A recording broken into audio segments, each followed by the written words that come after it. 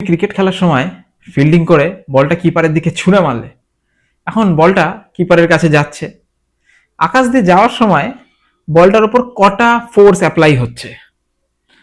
এখন এর উত্তর হতে পারে একটা ফোর্স বা দুটো ফোর্স। তাহলে বলতে হবে কি কি? তো একটা তো বলা যায় যে তুমি যে ফোর্সটা অ্যাপ্লাই করে বলটাকে ছুঁড়ে মারলে কিপারের দিকে, সেই ফোর্সটা অ্যাপ্লাই হচ্ছে। কিন্তু সত্যিই কি বলটা যখন আকাশ দিয়ে যাচ্ছে তখন সেটার উপর সেই ফোর্সটা অ্যাপ্লাই হচ্ছে?